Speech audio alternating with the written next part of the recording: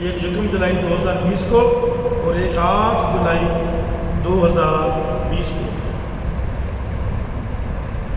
حضرت بلال رضی اللہ تعالیٰ عنہ کی کہانی ان کی اپنی زبانی، یہ اس کا عنوان ہے۔ یہ کالم انہوں نے تب لکھا جب امریکہ کے اندر حبشیوں پہ ظلم ہو رہا تھا۔ انہوں نے اس کی طرف دیکھتے ہوئے لکھا، صدیوں پہلے آقا دو جہاں صلی اللہ علیہ وسلم نے انسانوں کے درمیان رنگ و نسل کا امتیاز ختم کر کے جو انسانی مساوات قائم کی تھی، اس کی عملی صورت حضرت بلال رضی اللہ تعالیٰ عنہ کے مقام اور مرتبے میں نظر آتی ہے۔ بلال کو خالق کائنات نے وہ اعزاز عطا فرمائے تھے کہ بڑے بڑے صحابہ جن پر رشک کرتے تھے۔ آئیے آقا صلی اللہ علیہ وسلم کے اس محبوب صحابی کی روح پرور کہانی ان کی اپنی زبانی سنیے۔ یہ حضرت بلال نے اپنی کہانی اپنی زبانی سنائی ہے۔ ذوالفقار چیمہ صاحب نے وہ لکھی ہے جو سیدنا بلال حبشی نے کہانی خود سنائی ہے۔ میں 22 برس آقا صلی اللہ علیہ وسلم کے ساتھ رہا۔ یہ حضرت بلال حبشی خود مخاطب ہے، وہ بول رہے ہیں، زبان میری ہے، الفاظ حضرت بلال حبشی کے۔ میں 22 برس آقا صلی اللہ علیہ وسلم کے ساتھ رہا جب رسول خدا صلی اللہ علیہ وسلم اس زمین پر چلتے تھے۔ جو کچھ آقا صلی اللہ علیہ وسلم نے کہا میں نے سنا، اور جو کچھ آقا صلی اللہ علیہ وسلم نے کیا میں نے دیکھا۔ میرے والد رباح ایک حبشی غلام تھے۔ مجھے ایک قریشی سردار امیہ نے مکے کے بازار سے خریدا۔ حضرت محمد صلی اللہ علیہ وسلم کا انقلابی پیغام زندگی کے پرانے ضابطوں کے لیے موت کا پیغام تھا۔ قریش کے سرداروں کو اپنی دستاریں اور سرداریاں ہوا میں اڑتی ہوئی نظر آ رہی تھیں، اس لیے وہ پیغام محمد صلی اللہ علیہ وسلم کی ہر قیمت پر مزاحمت کرنے پر تلے ہوئے تھے۔ آغاز میں چند غریب نوجوان آپ صلی اللہ علیہ وسلم کا ساتھ دینے پر تیار ہوئے۔ جو بھی ایسا کرتا قریش اس کی جان کے درپے ہو جاتے اور اس پر ظلم و جبر کے پہاڑ گرا دیتے۔ اس روز میں بحیثیت غلام دیوار سے لگا کھڑا تھا جب وہ عمار رضی اللہ تعالیٰ عنہ کو لائے۔ حضرت عمار کی کہانی بڑی دلسوز اور دردناک کہانی، بیان نہیں کر سکتے کتنی دلسوز کہانی۔ ان لوگوں نے اسے گھٹنوں کے بل جھکانے کی کوشش کی، لیکن عمار نے اپنا سر اونچا رکھا۔ انہوں نے پوچھا، محمد صلی اللہ علیہ وسلم تمہیں کیا سکھاتے ہیں؟ عمار رضی اللہ تعالیٰ عنہ نے کہا، آپ صلی اللہ علیہ وسلم سکھاتے ہیں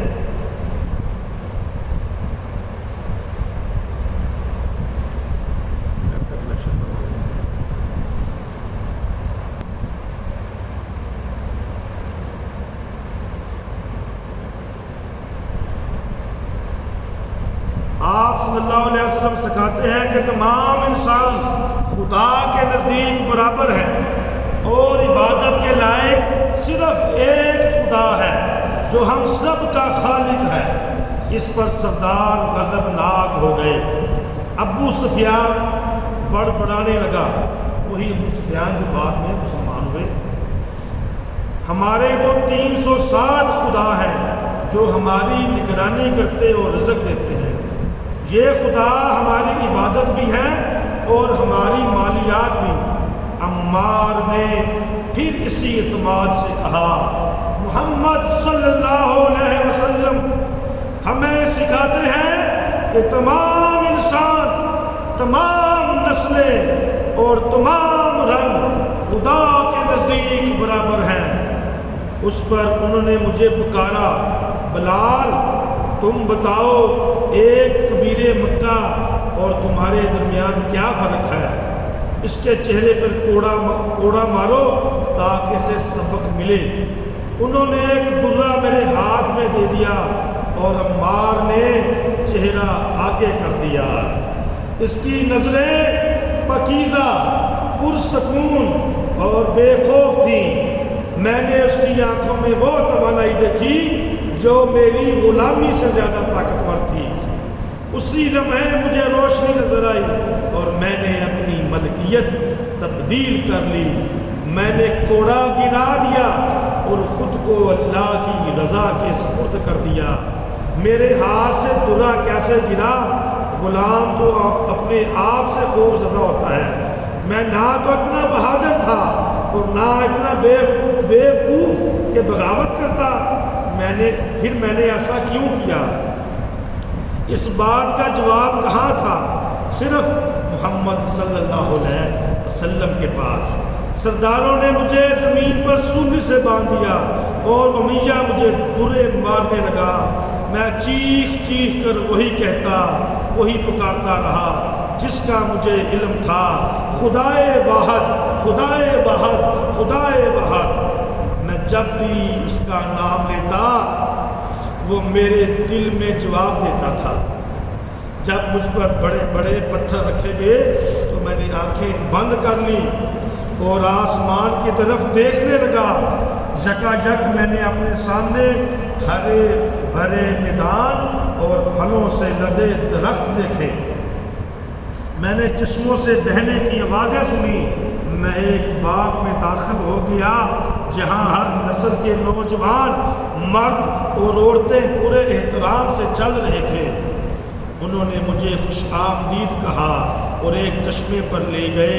جیسے ہی میں سیراب ہوا میری روح کی پیاس بجھ گئی اور مجھے محسوس ہوا میں اپنے اللہ کے پاس ہوں۔ اور پھر ایک شریف النفس انسان ابو بکر نے 200 درہم میں مجھے خرید لیا۔ میں 5 دن ابو بکر رضی اللہ تعالیٰ عنہ کے گھر پڑا رہا۔ چھٹی صبح میں اٹھنے کے قابل ہوا تو ابو بکر رضی اللہ تعالیٰ عنہ بہت خوش ہوئے۔ انہوں نے مجھے بتایا کہ حضرت محمد صلی اللہ علیہ وسلم خود تمہارے سرہانے 3 دن تک تمہارے لیے دعا کرتے رہے، یہاں تک کہ تمہارا بخار ختم ہو گیا۔ کل ہم دونوں حضور صلی اللہ علیہ وسلم کے پاس چلیں گے۔ میں جب پیغمبر خدا سے ملا تو ایک معمولی چٹائی پر بیٹھے ہوئے تھے۔ 2 جہاں کے بادشاہ جس کے نام سے کیسر و کسریٰ بھی خوف کھاتے تھے، وہ ایک معمولی چٹائی پر بیٹھے ہوئے تھے۔ آپ صلی اللہ علیہ وسلم نے میری طرف دیکھا تو آپ صلی اللہ علیہ وسلم کی آنکھوں میں آنسو بہہ آئے اور ساتھ بیٹھے علی رضی اللہ تعالیٰ عنہ سے کہا، اس شخص نے اللہ کو خوش کیا ہے۔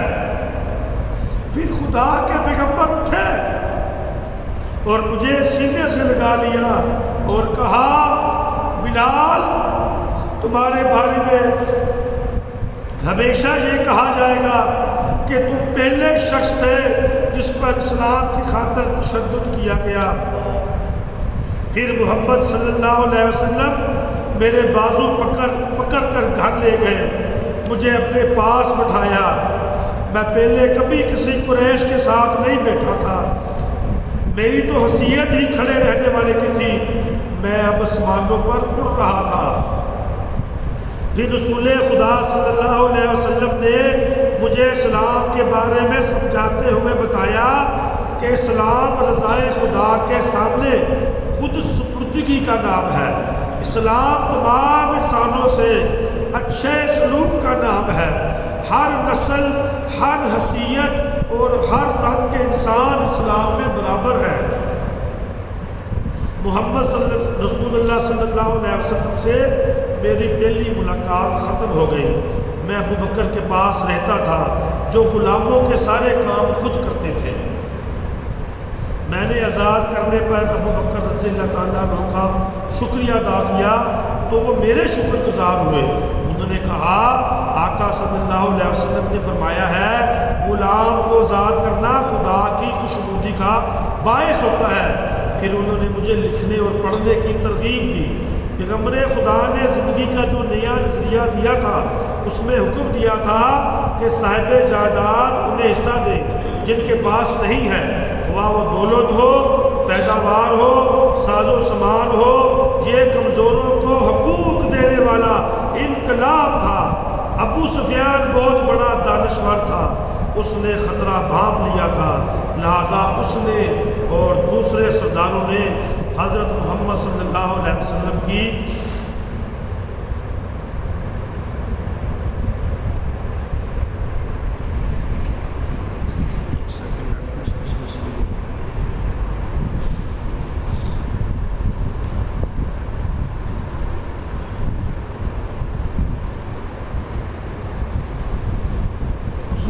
اور دوسرے سرداروں نے حضرت محمد صلی اللہ علیہ وسلم کو پیشکش کی بے بنا دولت کی اور اقتدار کی بھی، لیکن اللہ کے پیغمبر نے ہر پیشکش ٹھکرا دی۔ میں بلال غلام ابن غلام کبھی سوچ بھی نہیں سکتا تھا کہ میں انسانوں کا رہبر بنایا جاؤں گا۔ مکہ کے سرداروں کا ظلم و ستم ناقابل برداشت ہو گیا تو ہمیں مکہ چھوڑ دینے کا حکم ہوا۔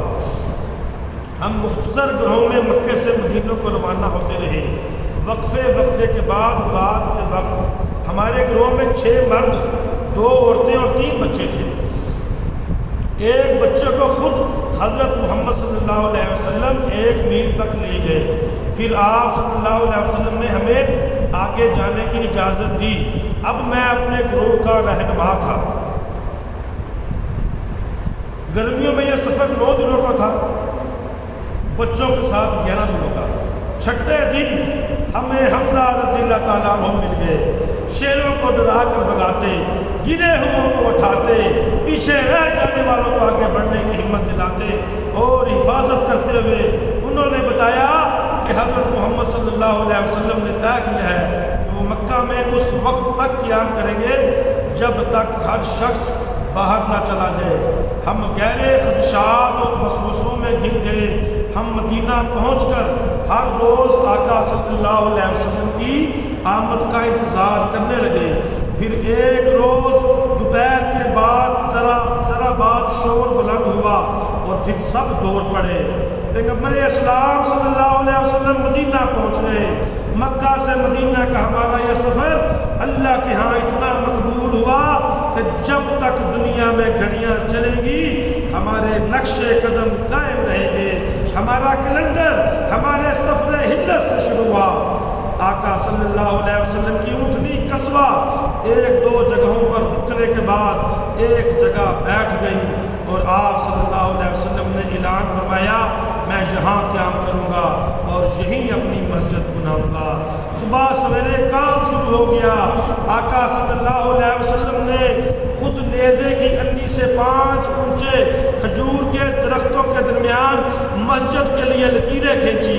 حضور صلی اللہ علیہ وسلم جس طرح کا خطرناک سفر کر کے آئے تھے، کوئی دوسرا ہوتا تو 1 ہفتے بستر سے نہ اٹھتا، مگر آقا صلی اللہ علیہ وسلم دوسرے روز ہی کام پر لگ گئے اور سب کے سب پتھر ڈھوتے اور سیڑھیاں چڑھتے رہے۔ پھر مسجد بن گئی، مگر علی رضی اللہ تعالیٰ عنہ نے بتایا کہ کوئی چیز کم ہے جس سے لوگوں کو بلایا جا سکے۔ وہ کیا ہے؟ وہ کیا ہو؟ جھنڈا، گھنٹا، تبل، کرنا یا نگارا، کوئی بھی مطمئن نہیں تھا۔ پھر عبداللہ بن زید حضور صلی اللہ علیہ وسلم کے قریب آئے اور کہا، یا رسول اللہ صلی اللہ علیہ وسلم، میں نے خواب میں دیکھا ہے کہ ایک انسانی آواز ہمیں نماز کے لیے بلا رہی ہے۔ آقا صلی اللہ علیہ وسلم نے فرمایا، تمہارا خواب خدا کی طرف سے تھا، ایسا ہی ہوگا، لیکن کون سی آواز، نرم سریلی یا گرجدار؟ تب میں نے محسوس کیا کہ حضور صلی اللہ علیہ وسلم کا ہاتھ میرے کندھوں پر ہے۔ تمہاری آواز بلال؟ میں نے پوچھا، یا رسول اللہ صلی اللہ علیہ وسلم کیسے بلاؤں، کیا کہوں؟ فرمایا، پہلے خدا کی حمد کہو، پھر رسالت کا اعلان کرو، پھر نماز کی طرف بلاؤ اور پھر خدا کی حمد اور بس۔ اور پھر میں دین حق کا پہلا مؤذن بن گیا۔ میں نے اذان دی تو آقا صلی اللہ علیہ وسلم نے فرمایا اب میری مسجد مکمل ہو گئی ہے. اس کا یہ پہلا حصہ مکمل ہو گیا ہے، دوسرا انشاءاللہ کل آپ کو سنائیں گے. وہ بھی اسی طرح دلچسپ ہے. یہ جو باتیں آپ نے سنی ہیں یقیناً آپ نے آج سے پہلے نہیں سنی ہوگی. یہ سیدنا بلال حبشی رضی اللہ تعالیٰ عنہ کی اپنی کہانی، ان کی اپنی زبانی تھی.